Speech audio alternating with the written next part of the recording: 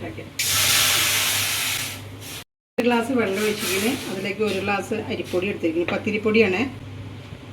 തിളച്ച് വരുമ്പോൾ കുറച്ച് ഉപ്പിട്ട് കൊടുക്കുക. നല്ല ജീരകത്തിൻ്റെ പൊടി ഇട്ട് കൊടുക്കുക.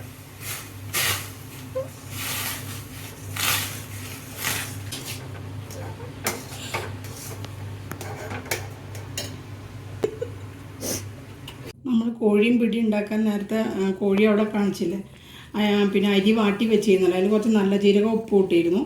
അതിപ്പോൾ ചൂടാറിയപ്പോൾ ചെറിയ ചെറിയ ഉരുളകളാക്കുകയാണ് പിടി ഉണ്ടാക്കാൻ വേണ്ടിയിട്ട്.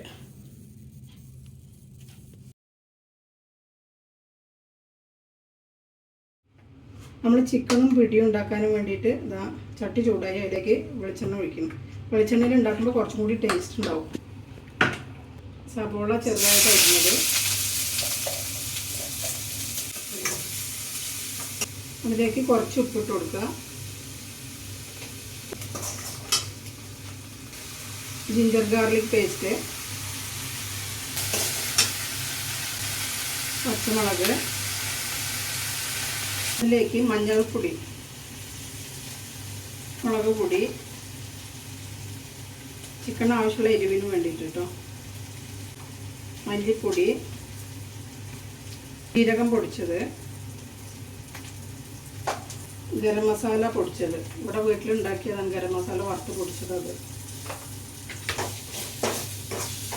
ആ മുളകിൻ്റെ മല്ലിയുടെ ഒക്കെ ഒരു പച്ചമണം പോകുന്ന വരെ നന്നായിട്ട് വഴറ്റി ചെറിയ തീയിട്ടിട്ട് ഇതിലേക്ക് നമ്മൾ തക്കാളി ചെറുതായിട്ട് അരിഞ്ഞത്,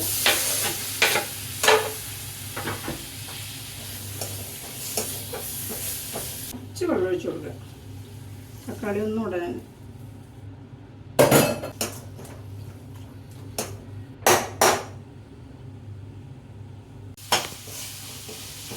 തക്കാളിയൊക്കെ നന്നായിട്ട് ഉടനിരിക്കണേ.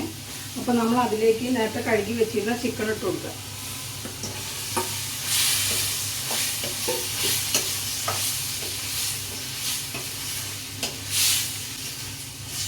ഇതൊന്ന് അടച്ച് വെക്കുക.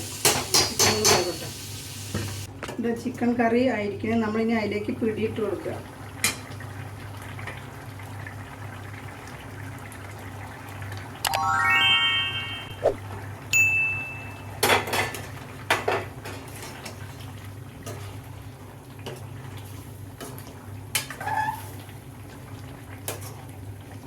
അതിലേക്ക് ഇതാ പുതിനയും മല്ലിച്ചപ്പും കൂടി ചെറുതായിട്ട് അരിഞ്ഞത്,